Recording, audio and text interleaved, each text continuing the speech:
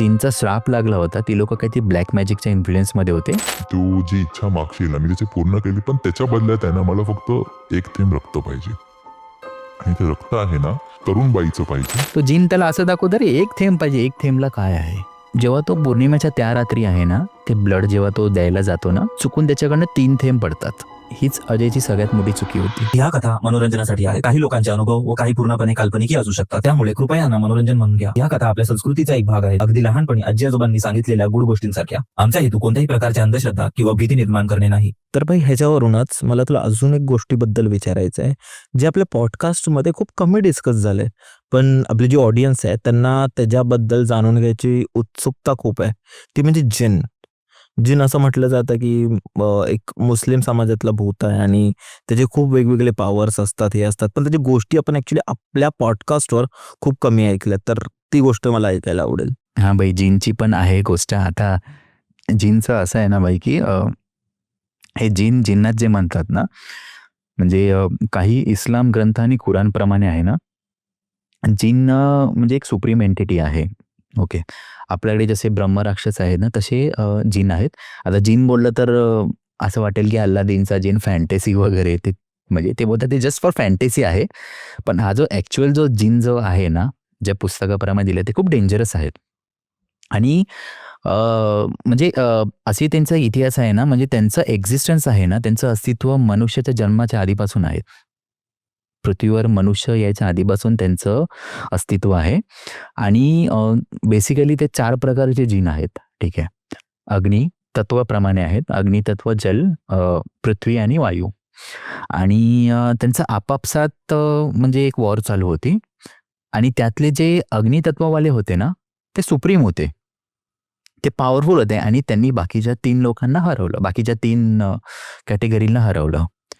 आणि असं म्हणताना की ते जिनची एक वेगळी दुनिया आहे. त्या जिनच्या दुनियामध्ये आहे ना, ते अग्नितत्ववाले राज्य करतात. आणि जे अग्नितत्ववाले राज्य आहेत ना, त्याच्यामध्ये खूप डेंजरस कॅटेगरीवाले आहेत. बाकीचे नॉर्मल आहेत. आणि म्हणजे ग्रंथाप्रमाणे असं म्हणतात की काही जिन चांगले आहेत आणि काही वाईट आहेत. म्हणजे असं म्हणणं आहे की ते वाईट पण नाही आहेत आणि चांगले पण नाही आहेत. म्हणजे कॅटेगरी आहे त्यांची. तर म्हणजे असा एक प्रकारचा जिन आहे ना, ठीक आहे. म्हणजे चांगला जिन असेल ना, तर तुझी इच्छा पूर्ण करेल, पण काही त्याच्याबद्दल मोबदला घेणार नाही. इन रिटर्न काय मागणार नाही. पण जो वाईट जिन आहे ना, तो तुझी इच्छा पूर्ण करेल. तुला तो टेम्प्ट करेल. म्हणून तर तुला तो म्हणजे इन्फ्लुअन्स करेल की तू इच्छा माग. पण त्याच्या बदल्यात तो जे घेईल ना, तर तू इमॅजिन पण करू शकत नाही. म्हणून आणि असं म्हणतात ना की जो जिनच्या श्रापमध्ये किंवा जिनकडनं तो इच्छा पूर्ण करून घेतो, म्हणजे एक श्राप घेणं आहे. आणि तो इतका म्हणजे डेंजरस होण्याचं कारण असं आहे ना की तो वर्षानुवर्षे किंवा आहे ना, म्हणजे जनरेशन टू जनरेशन आहे ना, तो पास ऑन होतो. म्हणजे एक समजा एका फॅमिलीने जर का एक विधी केली त्याला बोलवायचं, तो इझिली जाणार नाही.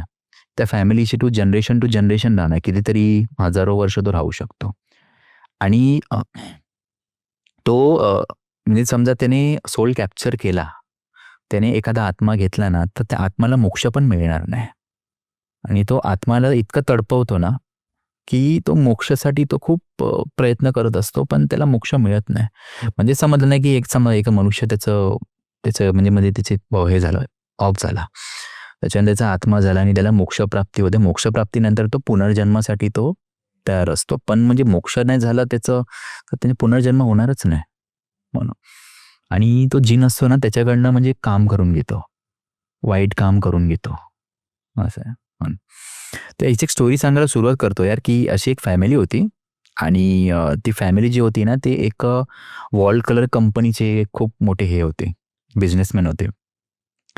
तर त्यांना वाटतं जिनचा श्राप लागला होता. ती लोक काही ब्लॅक मॅजिकच्या इन्फ्लुएन्समध्ये होते.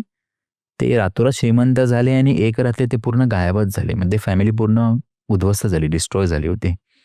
आता स्टोरी अशी आहे ना बाई, स्टोरी सांगायला सुरुवात करतो की केरळाची गोष्ट आहे. आणि म्हणजे केरला कर्नाटक बॉर्डरची गोष्ट आहे. तिथे एक गावामध्ये एक माणूस होता. मी काल्पनिक नाव घेतो, मनोज. आणि मनोज जो होता ना, तो बेसिकली त्याला स्टॉक मार्केटमध्ये खूप हे होतं, म्हणजे त्याला एक व्यसन लागलं होतं स्टॉक मार्केटचा.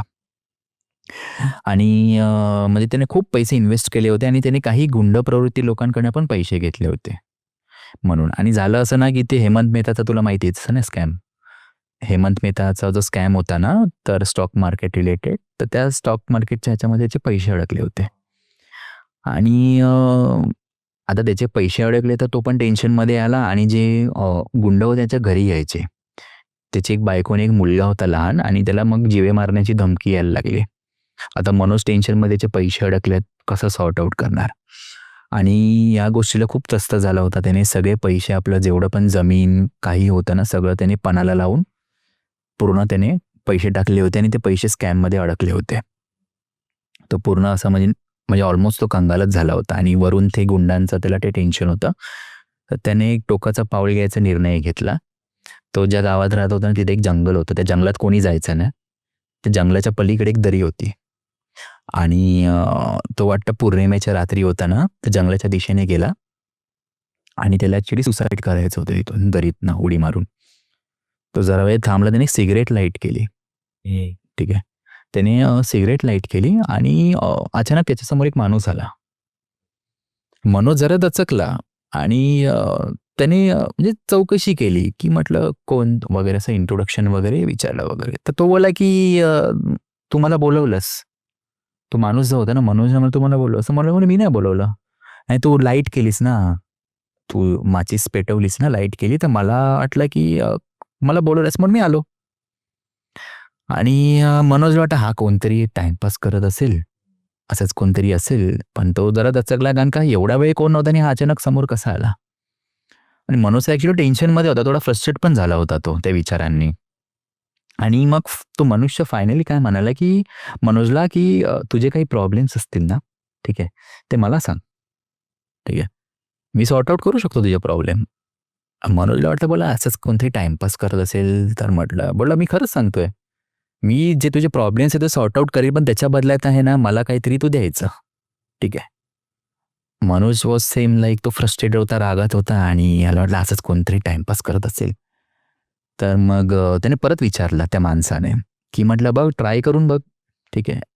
बोला मी पूर्ण करून देऊ शकतो तुला. पण तर मनोज रागाच्या भरात त्याला बोला, हा ठीक आहे, चल तू एवढं बोलतोयस ना, एक काम कर, त्या गुंडांचा बंदोबस्त कर आणि माझे जेवढे पैसे अडकले आहेत ना, ते मला रिलीज करून दे. बोला ठीक आहे, एवढंच ना. तर बोला हां हां ठीक आहे, मग चालेल, करून देतो. आणि वाटतं तो माणूस निघून गेला आणि मनोजने वाटतं नंतर त्याने त्याचं माइंड चेंज केलं. फॅमिलीची आठवण आली आणि तो घरी गेला.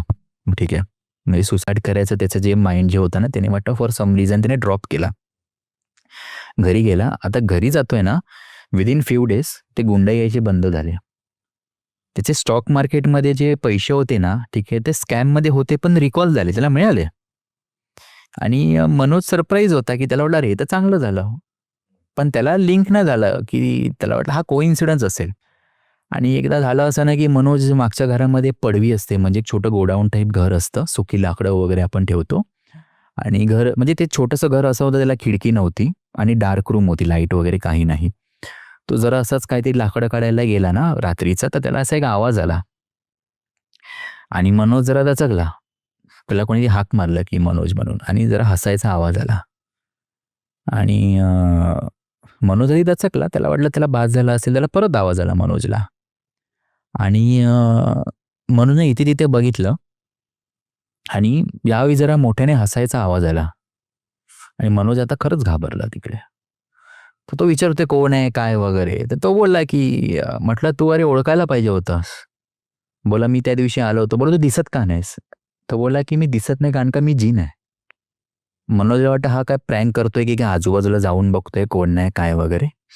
आणि मग मनोज परत त्या रूममध्ये गेला आणि बोललं खरंच तू कोण आहेस काय? तर तो सांगतो की मी जिन आहे.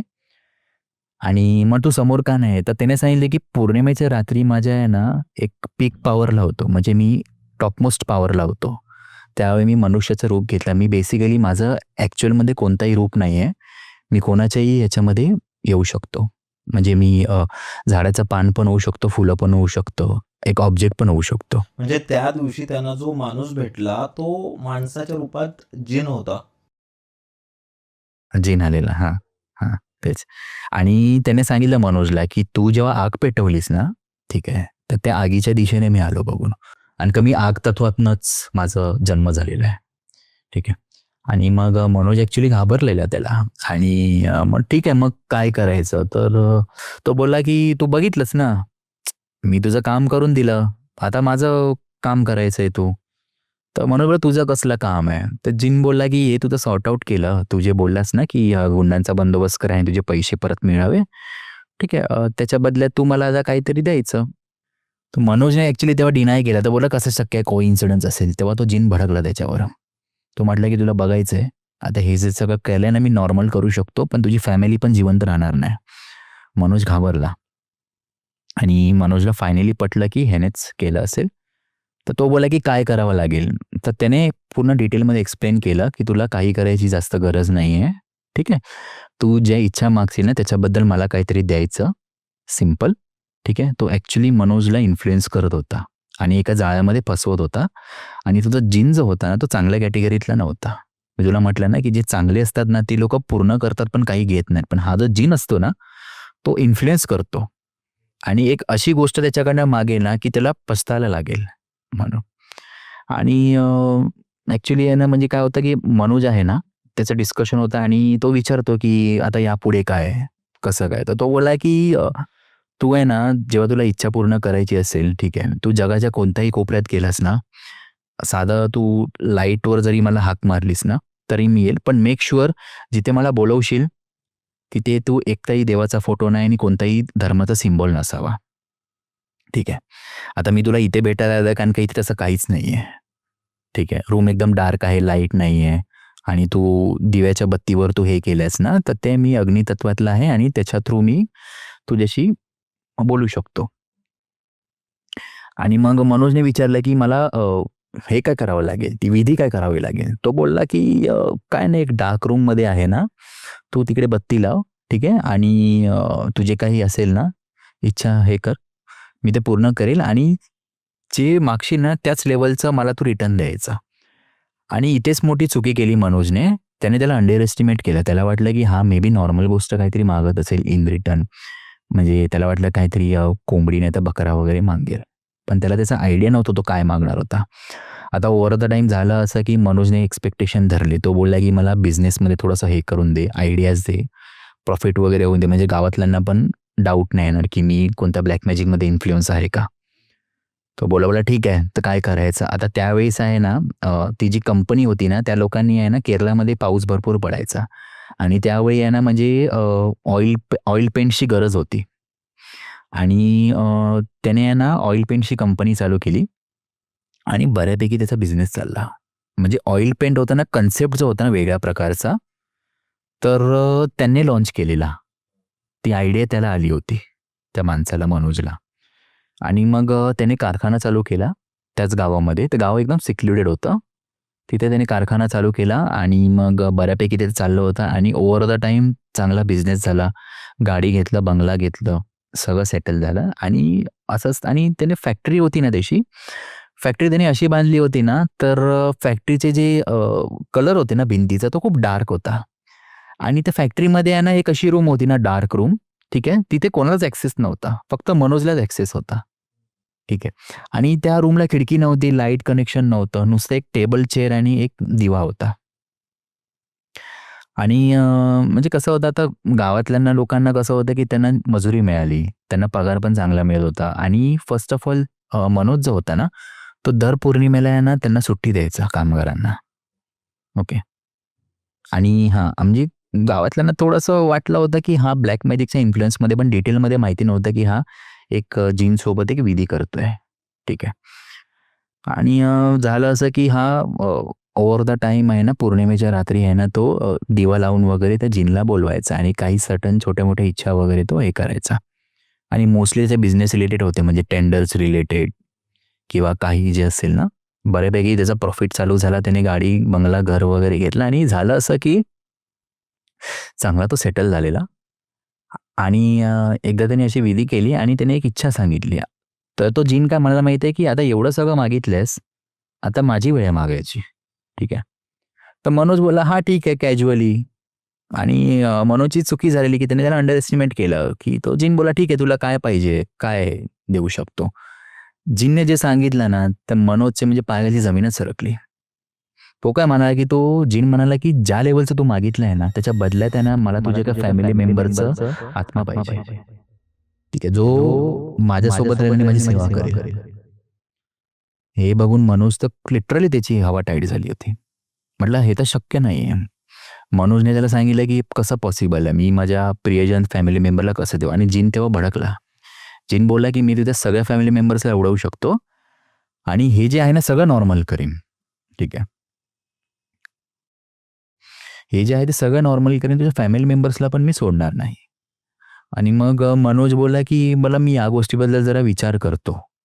आणि मनोज तेव्हा म्हणजे खूप टेन्शनमध्ये होता, काय करायचं म्हणे. आणि त्याने बराच विचार केला आणि फायनली नंतर त्याच्यानंतरच्या एका प्रोसेसमध्ये त्या विधीमध्ये त्याने त्या जिनला बोलवलं आणि त्याला काय सांगितलं की माझी एक शेवटची इच्छा आहे की माझा एकुलता एक मुलगा जो आहे ना तो माझा बिझनेस जेव्हा टेक ओव्हर करेल ना, जेव्हा तो सेटल होईल ना व्यवस्थित, तर मी आत्मसमर्पण केले, म्हणजे माझा आत्मा तो हे कर. ठीक आहे. जिन बोला ठीक आहे. मग त्याला बोललं ते आत्म्याशी मतलब होती म्हणून. आणि झालं असं की त्याचा मुलगा जो होता ना मनोजचा, तो फॉरेन रिटर्न होता, अब्रॉड स्टडीज करून आला आणि मग हळूहळू त्याने वडिलांचा बिझनेस सांभाळायला घेतला. त्याने बिझनेस समजायचा प्रयत्न केला आणि बऱ्यापैकी तो हँडल करत होता. आणि त्याचं लग्न पण झालं. ठीक आहे. अजयचं लग्न झालं आणि लग्नाच्या काही महिन्यानंतर आहे ना मनोजची डेथ झाली. आणि डेथ पण अशी मिस्टिरियस वेमध्ये असा ॲक्सिडेंट झाला, त्याला काही असं म्हणजे हेच नव्हतं, मेडिकल रिपोर्टमध्ये काही हेच नव्हतं, कन्क्लुजनच नव्हतं. आणि म्हणजे गावामध्ये अशी कानोकानी त्याला खबर आली होती की त्याचे वडील ब्लॅक मॅजिकच्या इन्फ्लुएन्समध्ये होते म्हणून. आणि ते असं पण होतं ना, त्याला काही गोष्ट म्हणजे अशी पटत नव्हतं. म्हणजे पौर्णिमा जेवची सुट्टी आणि त्या कारखान्याचा कलर वेगळा आणि महत्त्वाचं म्हणजे कारखान्यामध्ये एकही देवाचा फोटो पण नाही आणि कसलाही सिम्बॉल नाही. ठीक आहे. तर त्याला ती गोष्ट पटत नव्हती. त्याला मॅनेजरने पण सांगितलं होतं की त्याच्या वडिलांनी हे प्रोसेस होते आणि मग तेच फॉलो करायचं. आणि झालं असं ना की अजय तो बिझनेस हँडल करायला लागला, पण त्याला ती क्युरिओसिटी पण होती की त्या वडिलांची डेथ कशी झाली, काय होतं. तर तो फाइंड आउट करायला प्रयत्न करत होता. आता अजयने वडिलांचा बिझनेस टेक ओव्हर केला, म्हणजे त्याने त्याची जागा घेतली फॉर एक्झाम्पल. आणि सगळं चाललं होतं व्यवस्थित आणि पब्लिक हॉलिडे होतं आणि त्यावेळी कोणच नव्हतं, फक्त तो वॉचमॅन पण तो जेवायला गेला. कारखान्यामध्ये अजय फक्त एकटाच होता. आणि ती जी रूम पण होती ना, त्याचे वडील तिकडे जे प्रॅक्टिस करायचे, ते विधी करायचे ना, तर ते रूममध्ये तो गेला आणि त्याला वियर्ड वाटलं. त्या रूममध्ये त्याला वाइब्सच वेगळे वाटले. आणि म्हणजे रूमचा आहे ना जे कलर होता ना, तो एकदम डार्क होता आणि लाईटच नाही, लाईटचं कनेक्शन पण नाही. त्याने काय केलं, मग कशी तरी लाईटची कनेक्शन त्याने एक बल्ब लावून एक्सटेंड केला. आणि त्या दिवशी वाटतं रात्र झाली, त्याला कामाला उशीर झाला आणि तो एकटाच होता त्या कारखान्याच्या ऑफिसमध्ये. त्याने ज्या वडिलांच्या ज्या कॅबिनमध्ये तिथेच त्याने सेटअप केला. आणि वाटतं काहीतरी आहे ना अशी बल्ब जो होता ना येलो कलरचा जुना तो, आणि त्याला असा आवाज आला, त्याला कोणीतरी हाक मारली अजय म्हणून. त्याला आधी वाटलं त्याला भास झाला आणि हसायचा पण आवाज येत होता. आणि लाईट गेली. मग त्याने ती जुना दिवा होता तो पेटवला आणि तो जरा काहीतरी काम करत होता, आवरत होता त्या दिव्याच्या ह्याच्यामध्ये. यावेळी मोठ्याने आवाज आला त्याला, हसायचा आवाज आला आणि त्याला कोणी हाक मारली अजय म्हणून. आणि तो घाबरला आणि हसायचा आवाज वाढत होता. त्याने काय केलं, अजयने ना त्याचं काम पटकन आवरलं आणि तो घरी गेला. आता तो घरी गेला तर तो परत त्या कारखान्यामध्ये यायला त्याने म्हणजे अवॉइड केलं, तो घाबरत होता ॲक्च्युली. आणि म्हणजे 15 दिवस झाले तो परत कारखान्यात गेलाच नाही. त्याला ऑफिसमधनं मॅनेजरचे फोन येत आहेत आणि म्हणजे सेक्रेटरीचे फोन येत आहेत आणि त्याची आई पण म्हणते तू काय गेलंच नाही, डिस्टर्ब दिसतोयस, काय झालं आहे काय. तर तो काय बोलला नाही, तो बोलला की नाही मला म्हणजे तब्येत बरी नाही वाटत आहे वगैरे असं, मग त्याने टाळाटाळ केली वगैरे असं म्हणून. तो म्हटलं यार ह्याला काही ना काहीतरी सोल्युशन तरी करावंच लागणार आहे, हे जे चाललं आहे ना. म्हणजे तो कन्व्हिन्स होता की त्याला हाक मारली आहे रिअलिटीमध्ये आणि त्या कॅबिनमध्ये कोणच नव्हतं. ठीक आहे, त्याला प्रेझेन्स जाणवलं की त्याच्या व्यतिरिक्त अजून कोणतरी आहे. फायनली झालं कोइन्सिडेंटली आहे ना, तो पौर्णिमेच्या रात्री त्या कॅबिनमध्ये गेला. ओके, त्या दिवशी पौर्णिमा होती आणि सुट्टी होती, वॉचमॅन पण नव्हता, कारखाना पूर्ण हे होता आणि कारखाना जंगलाच्या रेंजमध्ये होता, एका सेक्लुडेड एरियामध्ये. तो गेला आणि त्याने ते धाडस केलं त्याने आणि त्याने असं दाखवलं की त्याला काही असं इग्नोर केलं की जे काय असेल वगैरे ना. त्याला आवाज येत होता हसायचा, लाईट पण गेली आणि त्याने असं प्रिटेंड केलं की ही इज लिस्ट इंटरेस्टेड आणि त्याने इग्नोर केलं आणि मोठ्याने असा हसायचा आवाज आला आणि ते दिवा पण गेला आणि फायनली त्याला आवाज आला की त्याने विचारलं मग अजयने. शेवटी त्याने धाडस घेऊन विचारलं की कोण आहे, की काय पाहिजे म्हणे, कोण आहेस, मला माहिती आहे रूममध्ये नाही आहेस, तर तुला काय पाहिजे म्हणून. तर तो जिनच होता तो आणि जिनने स्वतःचं इंट्रोडक्शन दिलं. त्याने असं सांगितलं की मी तुझा शुभचिंतक आहे, मी तुझ्या हितासाठी आलोय आणि हे जे जे केलं आहे ना सगळं ते वडिलांचं जे आहे ना ते मीच त्यांना म्हणजे गाईड केलं आहे. तर अजय पण सेम बोलतो की कसं शक्य माझ्या वडिलांनी मेहनत केली आहे. तर जिन तेव्हा पण भडकतो कारण का तो जरा डॉमिनेट करतो त्याला. तो बोलतो ठीक आहे तुला असं म्हणायचं आहे ना तर हे सगळं मी घेऊन जाईल मग तुला कळेल. हं. आणि मग अजय थोडासा म्हणजे हे होतं नॉर्मल होतो. त्याला विचारतो की म्हटलं नक्की तुला काय पाहिजे.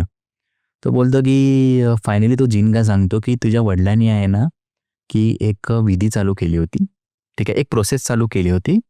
तर त्यांची डेथ झाली ना, ठीक आहे, त्यांची डेथ झाली आहे आणि ते अर्धवट राहिलंय, बरोबर. आणि आता या जनरेशनला तू आहेस तर ती प्रोसेस तू करायला लागेल, ठीक आहे. आणि जिनने सांगितलं ना की त्याला म्हणजे त्याने वडिलांचा आत्मा त्याने हे केलेला आहे म्हणून कॅप्चर केलेला आहे. हे तो जिन त्याच्यापासून लपवतो. त्याला माहितीच अजयला या गोष्टीबद्दल काहीच नसतं. कारण का तो जिन असं प्रिटेंड करतो ना की मी शुभचिंतक आहे, मी चांगल्यासाठी आलोय वगैरे, पण असं नाही आहे. आणि मग तो जिन त्याला सांगतो की म्हटलं ती प्रोसेस आहे. तर अजय म्हणतो की काय प्रोसेस आहे. तर जिन सांगतो की असं म्हणजे तू काही गोष्टी मागशील ना त्याच्याबद्दल तुला काहीतरी द्यावं लागेल मला. म्हणजे तो जिन जो त्याच्या वडिलांना बोलला होता ना की मला बैल वगैरे पाहिजे, तेच त्याच्या मुलालाही तो तेच ह्याच्यावर सेम होता आणि बोलतो. यावेळी तो अजयला फसवायचा प्रयत्न करत होता. पण अजय ॲक्च्युअली फसत गेला तो. अजय वॉज स्मार्ट, पण त्याने त्याला आउटस्मार्ट केलं जिनने. आणि म्हणजे जिनने मी सांगितलं ना की तो एक हॅल्युसिनेशन, तो एक असं टेम्प्टिंग क्रिएट करतो की म्हणजे तो माणूस तो त्याच्याकडे मागणारच आणि त्याच्याबद्दल तो म्हणजे व्हॉलंटरी तो सॅक्रिफाईस देणारच. झालं असं की तो आधी अजयवर त्याने प्लॅन टाकला आणि अजयला काय बोलला माहिती आहे की तू जी इच्छा मागशील ना मी त्याची पूर्ण केली, पण त्याच्या बदल्यात आहे ना मला फक्त एक थेंब रक्त पाहिजे आणि ते रक्त आहे ना एका तरुण बाईचं पाहिजे, ठीक आहे. आणि मेक शुअर ती बाई प्रेग्नंट नाही आहे. ती तरुण असली पाहिजे आणि ती प्रेग्नंट नसली पाहिजे आणि एकच थेंब पाहिजे. तो जिन त्याला असं दाखवतो अरे एक थेंब पाहिजे, एक थेंबला काय आहे, ठीक आहे. आणि अजय ॲक्च्युअली फसतो. अजय ॲक्च्युअली म्हणजे त्याला लालच येतं अजयला पण. अजय बोलतो अरे एक थेंब आहे तर काय असेल, काही मोठी गोष्ट नाही आहे. पण त्याच्या सर्कलमध्ये त्याचे रिलेटिव्स वगैरे कोण असतं, आई आणि बायको असते. तर म्हटलं रक्त कोणाचं देणार, त्याला तरुण बाई पाहिजे आणि प्रेग्नंट पण नको आहे आणि ते पण म्हणजे त्याच्या रिलेशनमधलीच पाहिजे म्हणून. आणि त्याला सुचतं की त्याची बायको आहे, बायको तर यंग आहे आणि प्रेग्नंट पण नाही आहे. तर तो काय करतो म्हटलं ठीक आहे चालेल आणि मग तो जिन त्याला लालच देतो आणि त्याला तो ॲक्च्युअली जिनच्या जाळ्यामध्ये फसलाय. तर तो सांगितल्याप्रमाणे जिन त्याला काय सांगतो की ठीक आहे आता एक काम कर, नेक्स्ट पौर्णिमेला आहे ना की मी माझ्या म्हणजे एक पीक पॉवरला असेल तर तो रक्ताचा एकच थेंब टेबलवर पाड, ठीक आहे. ते रक्त मी चाटून निघून जाईल आणि तुझी जी इच्छा असेल ते पूर्ण करेन मी. आता अजयला लाला चलतो म्हटलं अरे एक थेंबसाठी काय, इथेच त्याची मोठी चुकी होते अजयची पण, ठीक आहे म्हणून. आणि त्याने सांगितलं असतं जिनने काही इन्स्ट्रक्शन दिलेले असतात की ते एकच थेंब पाहिजे, एकपेक्षा जास्त नाही. ती तरुण नसली पाहिजे आणि ती प्रेग्नंट पण नसली पाहिजे, ओके असं. आणि प्रत्येक पौर्णिमेच्या रात्री त्याला ते रक्ताचं एक थेंब पाहिजे. आता अजयने ती प्रोसेस चालू केली. त्याने बायकोचं ब्लड कलेक्ट केलं. त्याची बायको जी होती ना ती चांगली होती, म्हणजे चांगल्या घरातली होती, एकदम साधीभोळी होती. आणि झालं असं ना की त्याने तिचं ब्लड कलेक्ट केलं आणि नेक्स्ट पौर्णिमेला आहे ना त्याने तो एक सिंगल ड्रॉप ऑफ ब्लड टेबलवर ठेवला, ठीक आहे. जिनला बोलवलं ते दिवा पेटवून आणि ते जिमने ते चाटून तो आपला ह्याला गेला. आणि अजयने इच्छा व्यक्त केली होती त्याआधी आणि ती इच्छा त्याची पूर्ण झाली. म्हणजे बिझनेस रिलेटेड टेंडर्स वगैरे त्याने सांगितलं की मला काही इंटरनॅशनल टेंडर्स येऊ दे, मला गव्हर्नमेंट टेंडर्स येऊ दे. म्हणजे असं होतं नाही की त्याला टेंडर्स होते ना त्याच्या म्हणजे म्हणजे बोलतात त्याचं हे नव्हतं, त्या प्लेट्सवर येत नव्हत्या म्हणून. ज्याचं त्याला प्लॅटर पाहिजे होतं सगळं इंटरनॅशनल टेंडर्स गव्हर्नमेंट टेंडर्स अशी त्याची इच्छा होती. त्याचं झालं ते पूर्ण. म्हणजे within few days, within few months त्याचे पूर्ण होत होते. मग त्याला पटलं अरे हे खरंच आहे. आणि जिन त्याला बोलला होता की तू ज्या लेवलचा मागला आहेस ना, तर तुला एव्हरी पौर्णिमेला तर सिंगल ड्रॉप ऑफ ब्लड मला सॅक्रिफाईस करायचं. जोपर्यंत मला सॅक्रिफाईस करणार ना ते सिंगल ड्रॉप ऑफ ब्लड, तोपर्यंत मी तुझं काम कंटिन्यू ठेवणार. तुझ्या वडिलांची ती प्रोसेस होती, ठीक आहे, त्यांची डेथ झाली, आता तुझा जॉब आहे तुझ्या जनरेशनचा. सो झालं असं की तो इन बिटवीन पौर्णिमाला तो हे करायचा, प्रोसेस करायचा. आणि जेव्हा तो सेकंड या थर्ड टाइम जेव्हा त्याने ब्लड कलेक्ट केलं ना बायकोचं, तर बायकोने त्याला विचारलं की तुम्ही ब्लड कशाला कलेक्ट करता. तेव्हा तो फंबल झाला. तो म्हणजे खोटं बोलायला लागला की अरे इथे गावामध्ये आजार आहे, जरा रोग पसरला आहे, तर नॉर्मल रुटीन टेस्टिंग आहे, तर तुम्ही गेल्या वेळी पण ब्लड कलेक्ट केलं. त्याची बायको बोलली. तो म्हणला की नाही तो डॉक्टर नाही आहे इथे वगैरे, म्हणजे टाळटाळ करायला लागला म्हणून. आणि ॲक्च्युली बायको त्याची मजा घेत होती. बायकोने एक मोठं सिक्रेट लपवलं असतं. ते अजयच्या आईला आणि अजयच्या बायकोलाच माहिती असतं. ते अजयला अजिबात माहिती नसतं. अजयची बायको प्रेग्नंट असते. जेव्हा ती सेकंड टाइम या थर्ड टाइमची ब्लड देते ना, तेव्हा ती प्रेग्नंट असते. आणि मे बी तिला असं वाटलं की कदाचित त्याला रिपोर्टमधनं काही कळेल का. आणि अजयला काहीच माहिती नसतं. आणि जेव्हा तो पौर्णिमेच्या त्या रात्री आहे ना, ते ब्लड जेव्हा तो द्यायला जातो ना बायकोचं, तर ते विधी करतो. आणि यावेळी चुकून त्याच्याकडनं 3 थेंब पडतात. आता यावेळी चुकून 3 थेंब पडतात. आणि तो जिन येतो आणि तो चाटतो रक्त आणि खूप खुश होतो. ठीक आहे. आणि जिनने त्याला एक इन्स्ट्रक्शन्स देऊन ठेवलेले असतात की मी जेव्हा ते रक्त चाटीन ना, तेव्हा तू डोळे उघडायचे नाही. तर अजयने विचारलं होतं का म्हणून, तर तो म्हणाला की मी माझ्या यानं खरं रूपात दिले, माझं खरं रूप जे बघून तुला तीव्र झटका येईल असं. अजयला वाटलं, बोलला ठीक आहे चल आपलं हे पूर्ण करतोय ना काम, कारण का अजयला पण लालच लागलं होतं. आणि मग ते झालं. त्याच्यानंतर त्याने 3 ड्रॉप टाकले, चुकून पडले त्याच्या हातातनं. आणि हीच अजयची सगळ्यात मोठी चुकी होती. ठीक आहे. त्याने सांगितलेलं जिनने, आणि ही त्याची मोठी चुकी होती. ती त्याने इग्नोर केली अजयने.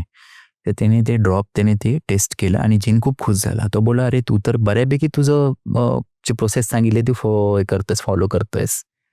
तर म्हटलं, आणि ते त्याचं चालू लागलं त्याच्याने. अजय खूप बिझी व्हायला लागला. त्याला बिझनेस वगैरे चांगला त्याचा डेव्हलप झाला.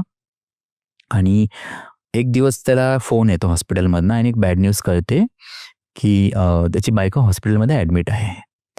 आणि तो हॉस्पिटलला त्याला डॉक्टरला भेटतो. डॉक्टर त्याला सांगतो, तो अजय जरा म्हणजे त्याला एक शॉक लागतो. डॉक्टर त्याला सांगतो की आहे ना, जी बायको तर ओके आहे, पण जे तिच्या पोटातलं जे बाळ होतं ना ते आता नाही आहे.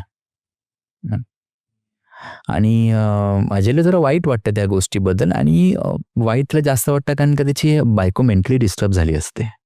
ठीक आहे. म्हणजे प्रेग्नन्सीच्या ह्याच्यामध्ये तिचं जे गेलं आहे ना, बेबी गेलं, तर ती खूप डिस्टर्ब असते. आणि ती मेंटल डिस्टर्ब असते. आणि मग तिची ट्रीटमेंट चालू असते. पण तिचा मेंटली जो बॅलन्स जो असतो ना, तो बिघडलेला असतो अजयच्या बायकोचा. आणि तो जरा बिझी असतो, पण बायकोला पण टाईम देतो. आणि त्याला बायकोची कंडिशन बघवत नाही. डे बाय डे तिची कंडिशन म्हणजे खूप खराब होते. मेंटली ती डिस्टर्ब असते आणि थोडी अग्रेसिव्ह होते ती. म्हणून मग तिला असं बांधून ठेवा, तिला असं सेडेशनचे इंजेक्शन्स वगैरे पण द्यावे लागतात. म्हणजे बोलतात ना की कंडिशन खूप खराब होते. सो असं होतं ना की अजय तिला वेळ देतो, टाईम देतो, बऱ्यापैकी तिची काळजी घेतो, पण त्याला काही सोल्युशन नसतं त्या गोष्टीला.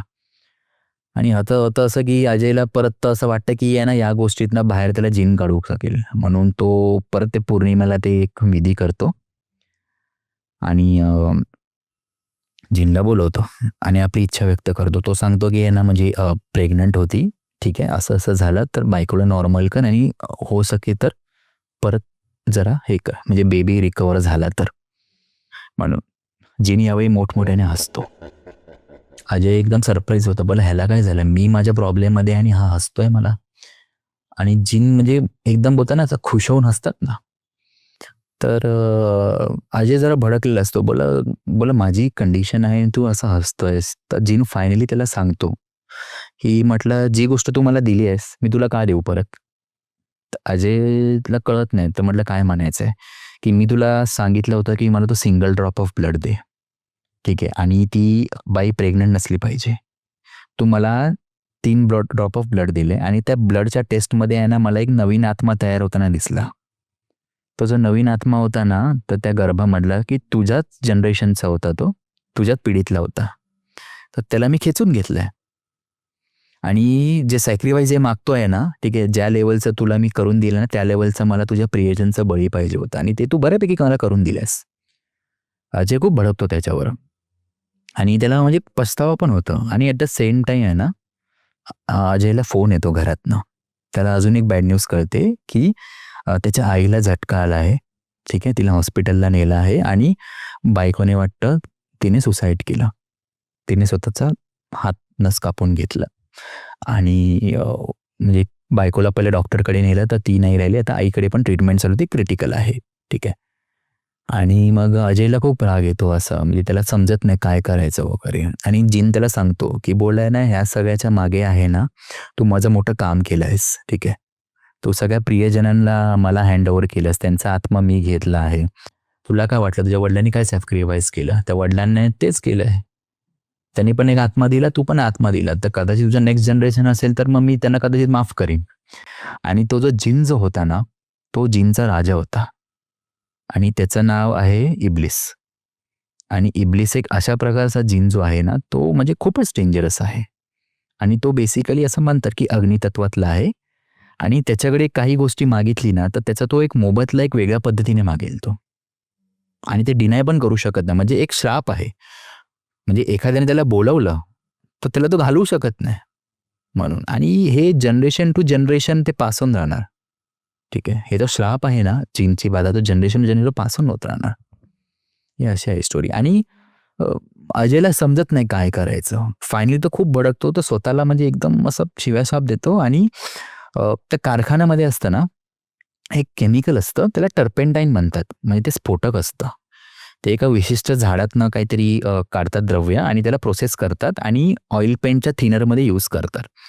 तर ते तो मॅन्युफॅक्चर करत असतो. तर त्याला लक्षात आलं, तो काय करतो, सगळे कॅन्स उघडतो आणि त्या कारखान्याला आहे ना म्हणजे पेटवतो, स्वतःला पण त्याच्यामध्ये तो हे करून टाकतो. आणि ही जी स्टोरी आहे ना, म्हणजे माझा जो कलिग आहे ना, त्याने पण मला सांगितलं की हो, त्याच्या गावाच्या जवळची स्टोरी आहे, तिकडची स्टोरी आहे. पण म्हणजे एका रात्री ती फॅमिली पूर्ण हे झाली ती, म्हणजे ब्लॅक मॅजिकच्या इन्फ्लुएन्समध्ये ती लोक आलेले असं. आता मी ब्लॅक मॅजिकची स्टोरी सांगितली ना, तर त्याच्याकडनं काही इन्फ्लुएन्स घेण्यासारखं नाही आहे, ठीक आहे. त्याचा काही टेक होम मेसेज पण नाही आहे. म्हणजे ब्लॅक मॅजिक काय खरं असेल खोटं असेल आपल्याला त्याबद्दल काही आयडिया नाही आहे. पण म्हणजे जो ब्लॅक मॅजिकचा जो इतिहास जो आहे ना, तो खूप जुना आहे. म्हणजे रामायण महाभारतामध्ये पण त्याचं वर्णन केलेलं आहे, उल्लेख केलेला आहे. सो म्हणजे रामायणमध्ये ब्लॅक मॅजिकचं होतं ना, म्हणजे त्याने एक नेगेटिव्ह वेमध्ये यूज केलं होतं. सो रावणाचा जो मुलगा होता ना इंद्रजित, ठीक आहे, म्हणजे असं म्हणतात की बिकॉज ऑफ ब्लॅक मॅजिक तो एक्सपर्ट होता त्याच्यामध्ये. बिकॉज ऑफ ब्लॅक मॅजिक असं म्हणतात की तो रावणापेक्षाही पॉवरफुल होता. म्हणजे त्याच्या बोलतात ना की राजासाठी तो आयडियल कॅन्डिडेट होता, म्हणजे म्हणण्याप्रमाणे तसं होतं. पण त्याने ब्लॅक मॅजिक त्याने निगेटिव्ह वेमध्ये यूज केलं होतं. महाभारतामध्ये त्याचा पॉझिटिव्ह वेमध्ये यूज केलं आहे, ठीक आहे.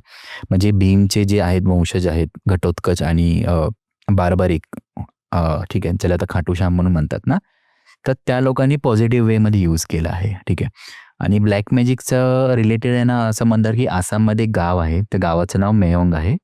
आणि जे मेयोंग जे गाव आहे ना, ते ब्लॅक मॅजिकचं गड असं मानलं जातं. पूर्ण पॉडकास्ट बघण्यासाठी बायोमधल्या लिंकवर क्लिक करा किंवा यूट्यूबवर बंकस पॉडकास्ट सर्च करा.